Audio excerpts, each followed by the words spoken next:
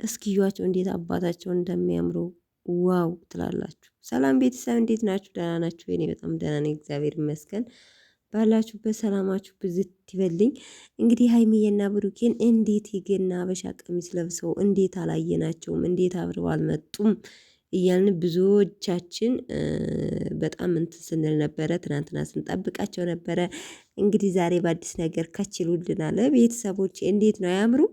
እውነት ለመናገር ስንቶቻችንን ሀይሚና ብሩኬ ተለያይቶ ማየት ማንፈልግ ማለት ነው። አንድ ላይ ሆነው በቃ ማለት ልክ በባለፈው አንድ ቤት እየኖሩ እንደነበር ላይፋቸው በቃ ላይቭ ላይ እየገቡ የቲክቶክን ቪዲዮ አብረው እየሰሩ በጣም አሪፍ ላይፍ እየኖሩ ነበር። እና እንደዚህ አይነት ላይፍ እንግዲህ የገናም ፏ ብትን ብለው ከሙሽዬ ጋር ሂደው በቃ ከእናቷ ቤት ሂዳ እሷም እንደምራት ወጧን እየሰራች ዶሮዋን እንትን እያለች ቪዲዮን ጠብቅ ነበረ ትናንትና ማለት ነው። እንግዲህ ዛሬ እንግዲህ እንጠብቃቸዋለን። ቤተሰቦች አያምሩም?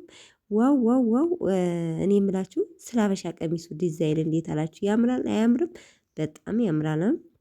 አዲስ የመጣ ሀበሻ ቀሚስ ነው። ለማንኛውም በጣም ነው የሚያምሩት። አንድ አይነት ሀበሻ ቀሚስ ልክ እንደ ሩታና እንደ አብርሽ ለብሰው እንድናያቸው ነበር የፈለግነው አይደለ? መተውላችኋል። እንግዲህ ምሽት ዛሬ እንጠብቃቸዋለን። ቤተሰቦች ትናንትና አልመጡም፣ ዛሬ ይመጣሉ ማለት ነው። ለማንኛውም ግን ይመቻችሁ ቤተሰቦች። ለማንኛውም ግን ቀስ ብላችሁ ቅመሞችዬ ማለት የጨረቃ ፋሚሊ ቤተሰቦች መቼም የሀይሚና የብሩኬ ነገር ሞታችሁ ነውና ቀስ ብላችሁ። ለማንኛውም ዛሬ በብሩኬ ቤት ይመስለኛል የምንጠብቃቸው በብሩኬ ቤት ይለቀቃል ቪዲዮ ማለት ነው። 2 ሰዓት አካባቢ ምናምን ነው የቀረን።